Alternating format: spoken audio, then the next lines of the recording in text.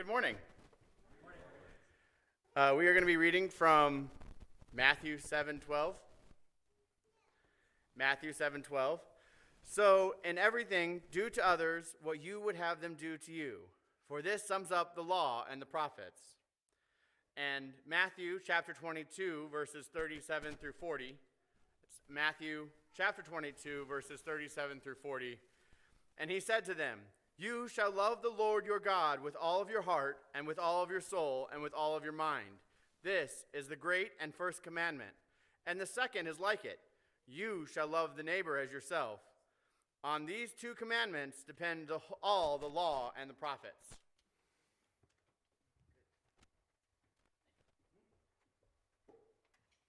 Well, good morning, everyone. Glad you could all be here today. We've got a great day outside. I'm glad to see all of you here. So today I wanted to look at just some simple verses and simple words that carry a lot of meaning.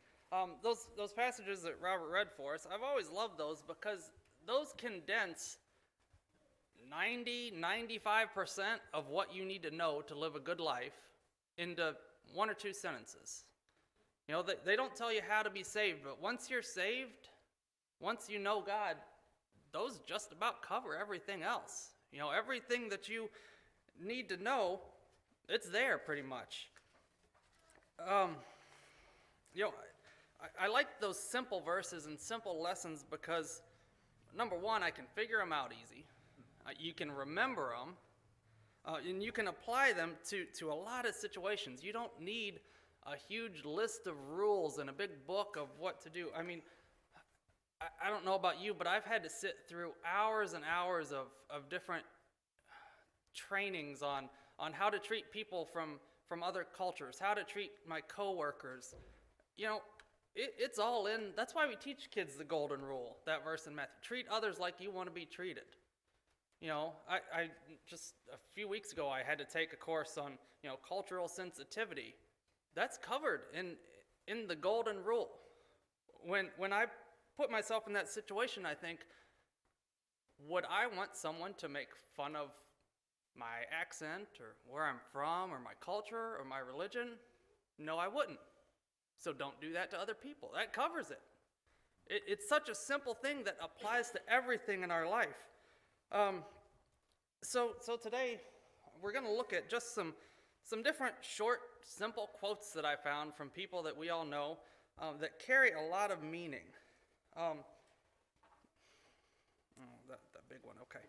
Now, you might be wondering why I love short, simple quotes so much. And I already told you they're easy to remember and easy to apply.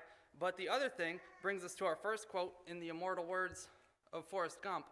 I'm not a smart man, okay? I like easy, simple things. And so that's what we're looking at. Different quotes from people like Tom Hanks. Forrest Gump was a good guy. Everybody likes Forrest Gump.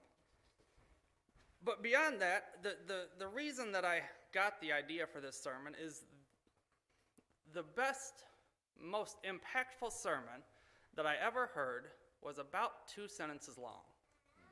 And it has stuck with me for years, and we're going to get to that at the end. I'm saving that one for last, but it doesn't take much to have an impact on your life. So the first quote we're looking at comes from somebody that the folks my age and younger probably don't know. I mean, we might have heard of it. We know the actor, but great theologian Mork, played by Robin Williams. Some of you older folks probably watched that show. Not older, more advanced folks probably watched that show maybe. But in one episode, he says this. He says, "I don't know how much value I have in this universe, but I do know I made a few people happier than they would have been without me. And as long as I know that, I'm as rich as I ever need to be." When I saw that not too long ago, and I thought, what a great way to sort of look at our lives and judge how we're doing. You know, when you walk into work, are your coworkers happy to see you? Do they think, oh, it's going to be a good day because they're going to help? Is your boss happy to know that you're there because they can trust you? They know you're a good worker? Do you have a favorite restaurant that you go to and you see the same Waiters and waitresses, are they happy when you sit in their section? Do they know this person's always nice to me? They're kind. They talk to me with respect. Or do they think, oh no, please don't sit them at my table. They're always just rude and mean and angry. You know, look at your life. Look at the people around you and see, am I making people's lives better? Am I making people happy? This reminds me of 1 Thessalonians 5:11. Therefore, encourage one another and build each other up, just as in fact you are doing. You know, this made me think of that verse because that's the people we need to be as Christians. We need to be the ones that encourage people, that uplift people, that build people up, and just improve their lives and make their lives better and make them happier. This next one we're going to look at, again, this one's got a little age on it. Wasn't so popular when I was growing up, but Will Rogers, he's another guy that lots of people know and like. He said, go out on a limb. That's where the fruit is. Now, I'm going to put a little caveat here. Lots of people have said this. As far as I could tell, he's the one who said it first. I could be wrong. It was hard. Lots of people have copied it. So whoever started it, I'm going with him. And it's a good reminder because a lot of good things in life don't happen until we get a little bit outside of our comfort zone. You know, as Christians, we're not called to just sit here on Sundays, right? If you look at Mark 16:15, he said to them, go into all the world and preach the gospel to all creation. Some of you, you may just love going out and talking with new folks and small talk with strangers. That's not me. That is outside of my comfort zone. But that's what I'm called to do, you know, because we're supposed to teach. We're supposed to bring people in. I don't know how fast the church would grow if we all just came and sat on a pew and stared at the front door waiting for people to come in. You know, sure, every once in a while somebody just comes in off the street, but not often. And God knew that, and that's why he told us to go out there. You think of Luke 19:10, for the Son of Man came to seek and save the lost. It doesn't say that the Son of Man came to sit and wait for people to find him. If Jesus came from heaven with the plan to go out and find people, why should I think that I shouldn't do that? You know, if Jesus knew that he couldn't just sit and wait, why should I? You know, we're Christians, we're called to live a life of action. We're called to go out, leave our comfort zone sometimes, because that's the only way that we're going to reach people. That's the only way that we're going to teach people and tell them about God. Oh, this next guy is one of my favorites. Man, I love this guy, Bob Ross. Once you get over the fear, you'll be amazed at what you can do. Just look at that hair. Man, that's probably took some getting over to just walk out in public like that. I don't know. Some of you in here may have had that same hairstyle at some point, so I shouldn't say too much, but man, I just love that hair. Once you get over the fear, you'll be amazed at what you can do. How many times have you seen that to be true in your life? You know, I can think of examples in my own life where I've been held back by fear for so long, and eventually you just get tired of it, and you push through, and you realize it wasn't that big of a deal. I heard a story not too long ago of a person who went on a big trip to a foreign country, I don't remember where, but one of those big, once-in-a-lifetime trips they'd been hoping and planning for and just waiting, and they get there, and they wound up on the shore of some body of water, lake, ocean, I don't really know what it was, and they saw all these people climbing up on this old bridge and jumping off into the water, and they thought, oh man, what an adventure, that's going to be so cool. And they get up there and they're looking down and they realize, oh, I don't like heights. And so they stood there and they were willing themselves to do it, but the fear just held them back. They just couldn't. And they said, people would come up and they'd cheer me on and they'd root for me and they'd say, come on, you can do it, you can do it. And eventually they'd give up and they'd walk off. And the person was still just standing there trying to convince their body to jump. And finally, they said this guy walks up to me and says, I don't think you're going to do it. And they looked at him because just took him off guard because everybody else was being encouraging. And he said, nah, you're not going to do it. And he bent down and he picked up a little rock and he gave it to the person. And they said, what's this for? And he said, just keep it with you, carry it with you every day, and just look at it, and you'll remember the time that you chickened out. And the guy just started walking off, and the person said, well, no, I'm not going to do that. And they threw the little pebble down, and they jumped off the bridge into the water. And then they hit the water, and they swam up to the top, and that was it. It wasn't that big of a deal, and they swam back to shore, and they were so excited.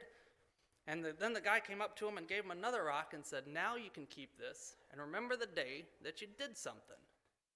And they said they were held back for, I think they said 30 or 40 minutes. They were just standing there trying to jump. And then finally they did it. And they had a good time. And they didn't die. And that was it. Fear holds us back. And it's true for Christians, like that last point, going out and teaching people. Sometimes that fear holds us back. We can think, well, I should maybe invite that person to church, but kind of nervous, kind of scared. I just think I'm not going to do it. When I looked at this quote, I thought of Joshua chapter 1 and verse 9. It says, have I not commanded you? Be strong and courageous. Do not be afraid.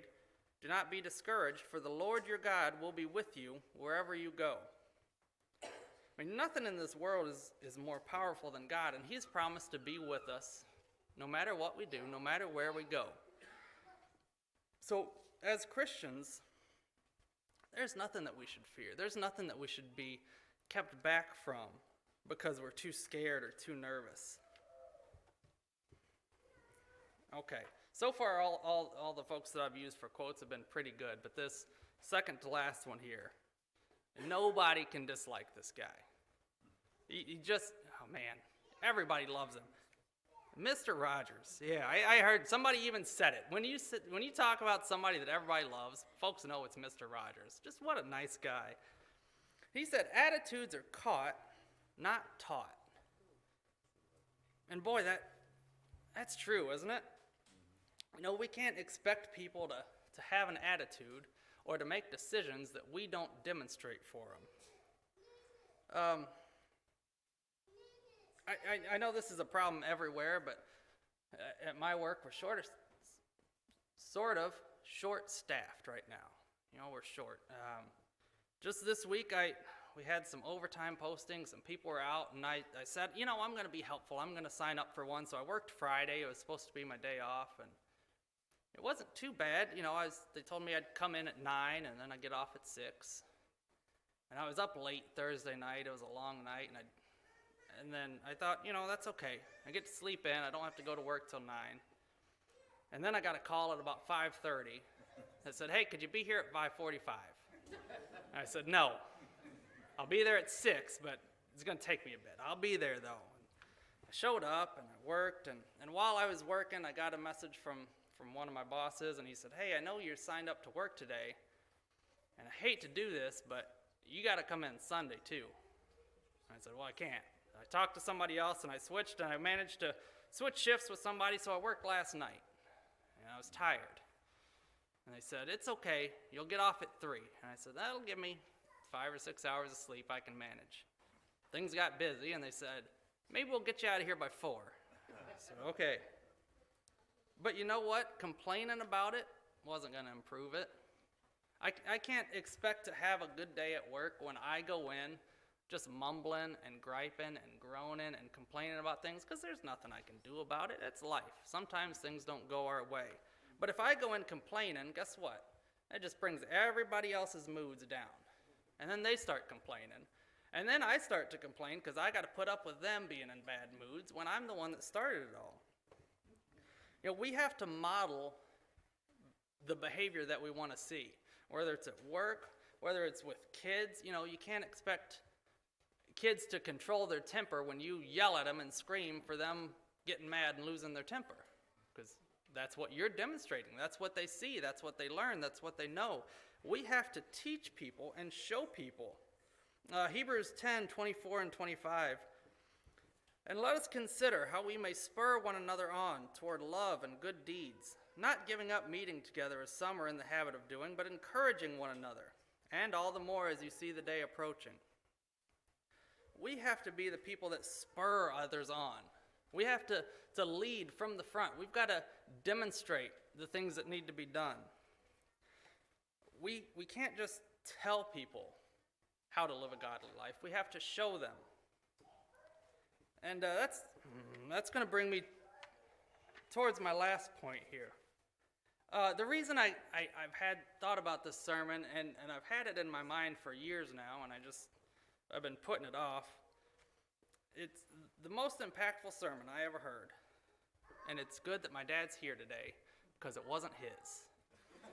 So maybe he can take notes or something, I don't know. No, the most important sermon I ever heard was Jerry Harbach told me something once. This was, maybe Bruce or Karen can help me.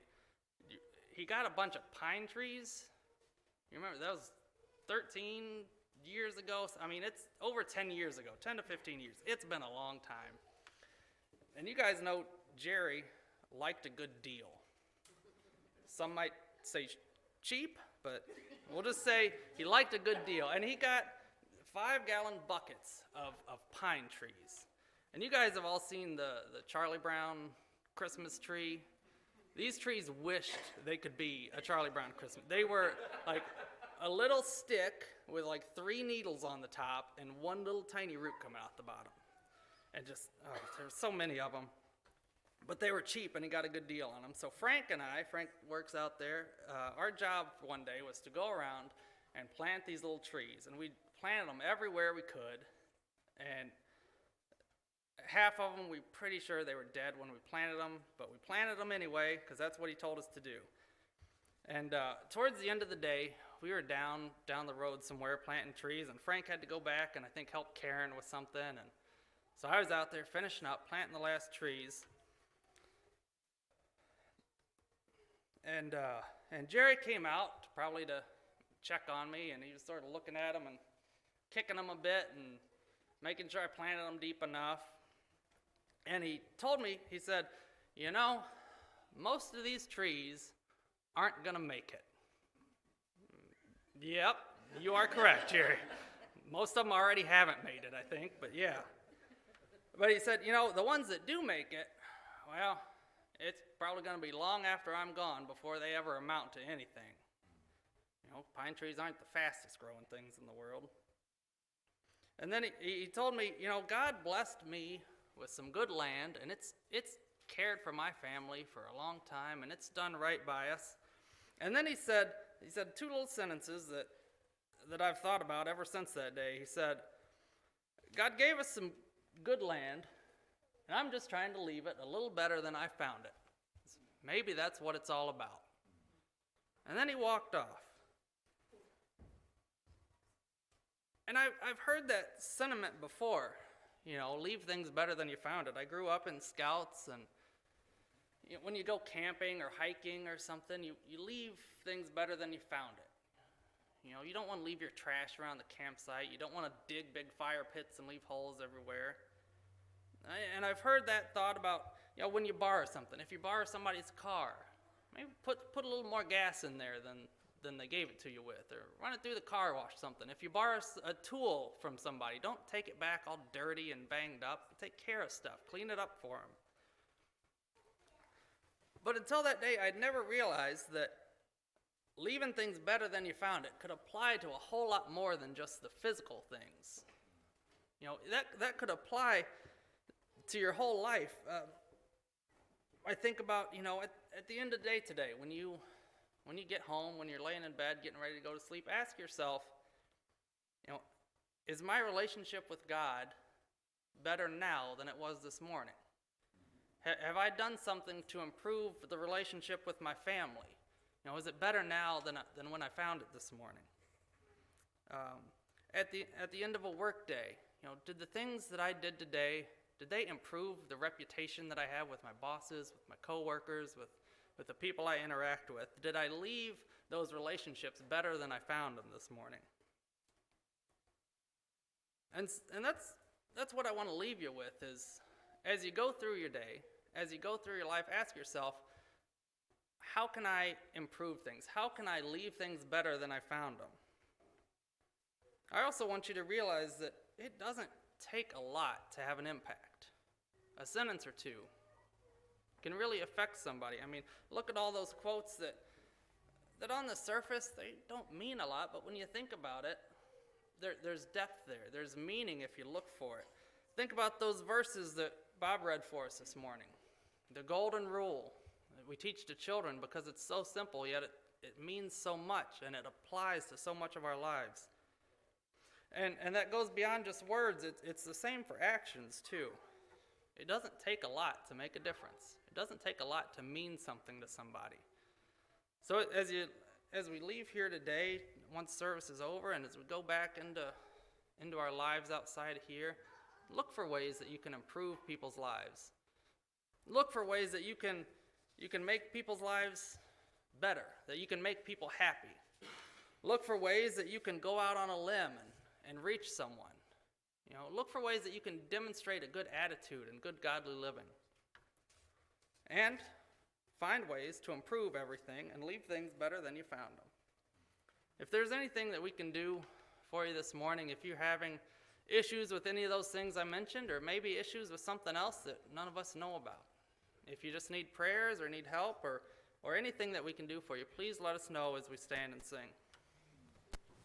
Sometimes